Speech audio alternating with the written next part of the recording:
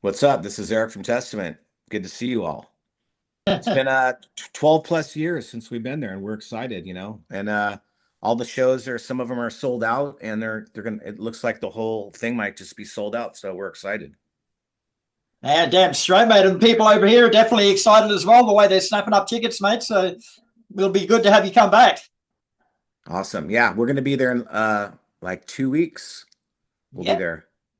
You Yeah. actually hit Australia, Brisbane on June 18th, and then you get Sydney, Melbourne, and Adelaide before finishing in Perth on the 24th of June. So that is like 2 weeks away, bro. Are you packed and ready to go?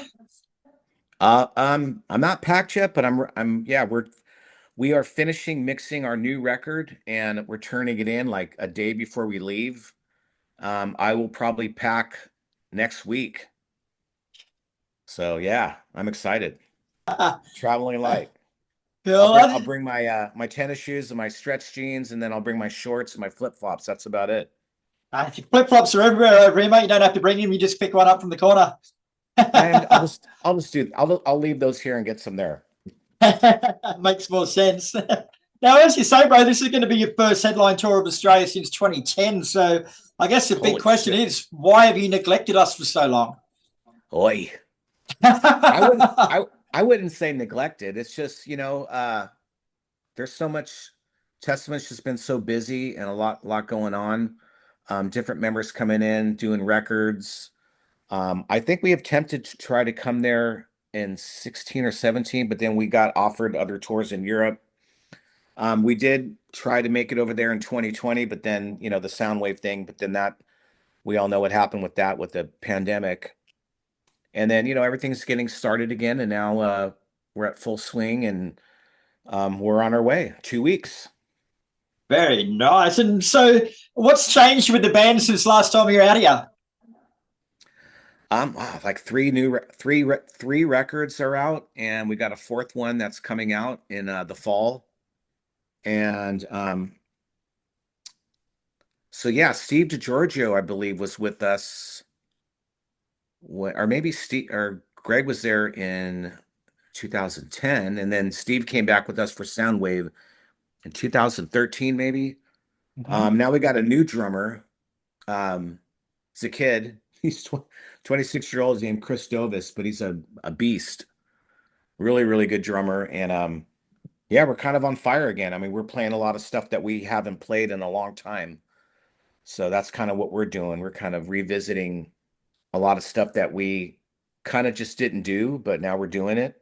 And it was Mhm. stuff that people wanted us to do, like, speaking more like of deep cuts and, some of the slower stuff that we got. Slower stuff. No, no, don't get me wrong. We're gonna push comes to shove. We're gonna light it on fire. But there's gonna be some moments where we haven't had, we never played Return to Serenity live, and people want to hear it. I mean, we always thought people didn't want to hear it, but when we played it on these last couple tours, and this, we've seen people crying in the audience, is like Jesus. But don't get me wrong. Right after that, in the pit, we're gonna put you right back in the pit. So. Nice to hear. Nice to hear. It sort of was going to lead me to my next question because you've got like 13 studio albums, you got live albums, compilation albums. So how do you make a set list to keep everyone happy? It'd be a lot easier just to throw darts at a board and come up with it that way, wouldn't it? Yeah, it's a funny metaphor, but we have we got 13 records, and we always seem to go, okay, we got a good set, but then we're like, well, what about this song? It's hard to pick them. So what we try to do now is um we've been doing these, or we're starting to do these, like, evenings with Testament, to where we play by ourselves and we do a longer set. Mm-hmm. And we just did that like this last month, and that turned out really well. Um, but yeah, I mean, we Testament's always on tour, and we're always touring, and we have, we can pick and choose the kind of sets we want to do to not repeat what we just did, you Yeah. know. So, and that was funny what you said when I said slow, you're all slow songs. No, Yeah. you're gonna like the slow one, because you're gonna be worn out after all the fast stuff. That's what I like to hear. So, since it's You're- been so long since you've been here, mate, like everyone knows who Testament are, but for the benefit of those who might not have had the pleasure of seeing you live before, run us through a typical Testament live show. a lot of energy, um, a lot of smiling faces, great sound, great songs. I think, we've been doing this for a while, so we're kind of mastered, not mastered, but we're good at what we do, playing our songs now.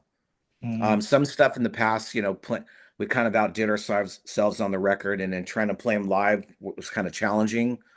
But we've kind of gotten over that fear of, playing some of those songs, and now when we play them, I feel like we own them.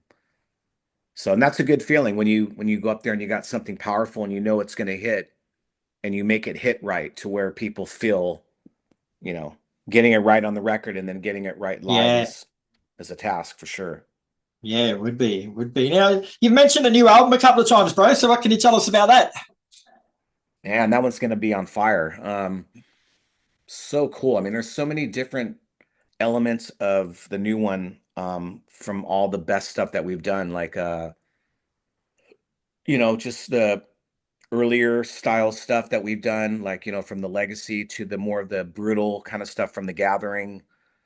Um, some of the stuff from my other band, like Dragon Lord, black metal influences are shining through a little bit, but not to where you think like, oh, they're trying to sound like black metal. It isn't. I don't Mm. even. That's the wrong way to put it, but it's just there's all these elements, and I mean, there's even some new wave of British heavy metal kind of stuff going on.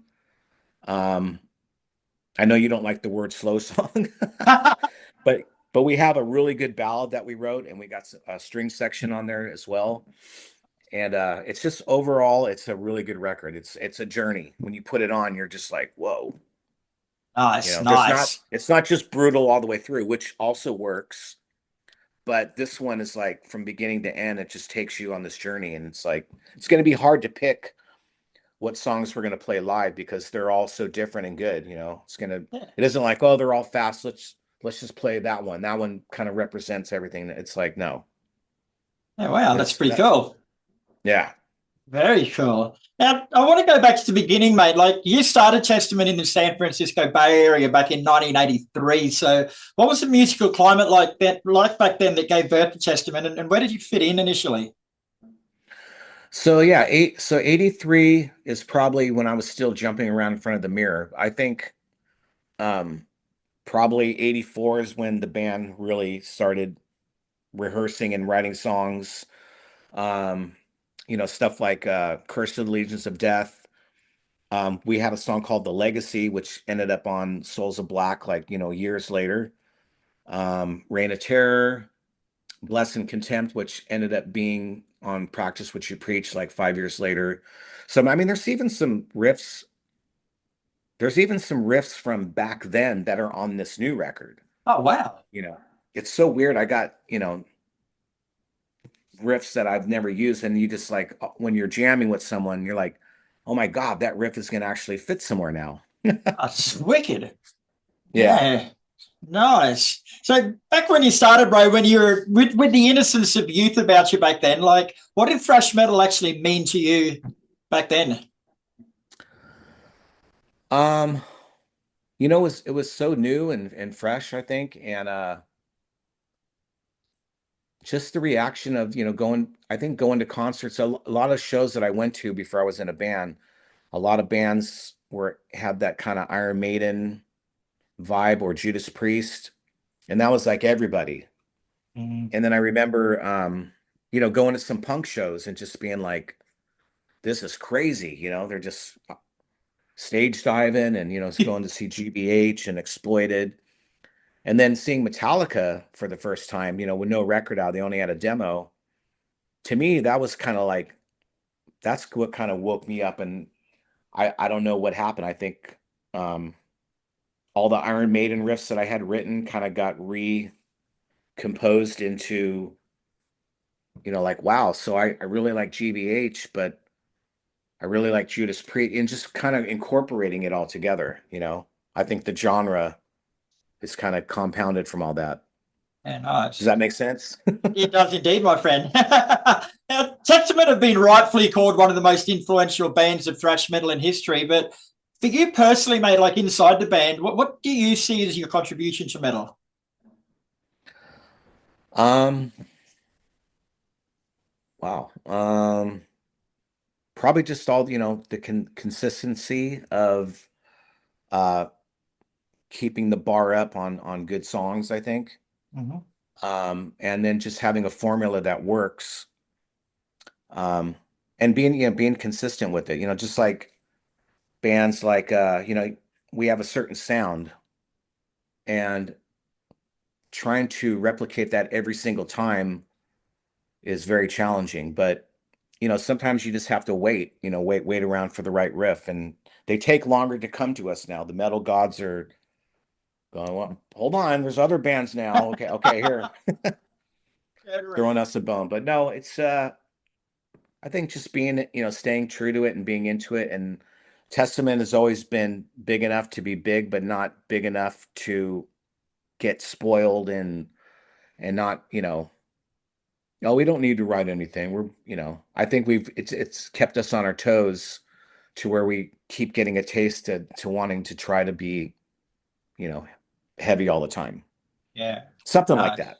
Something like that. No. So one day, and I hope it is a long way down the track, bro, but one day when you decide to pull stumps on Testament, what do you hope the inscription would be on the band's musical tombstone?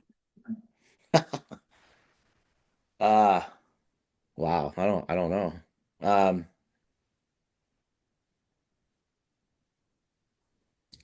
So on Testament's epitaph or something like that? Yeah. I don't know. Here, last will and testament. I don't know. It is a bit of a hard one to spring on you. Sorry, mate. Yeah, I don't know.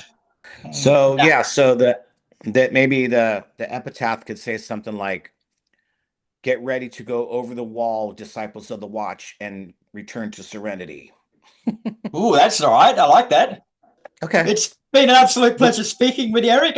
Testament are in Australia from June the 18th. Not many tickets left, so head to thephoenix.com.au if you want to grab one. And I'll see you in Brisbane. I love your light show, brother. Look at that. We'll see y'all into the pit in 2 weeks.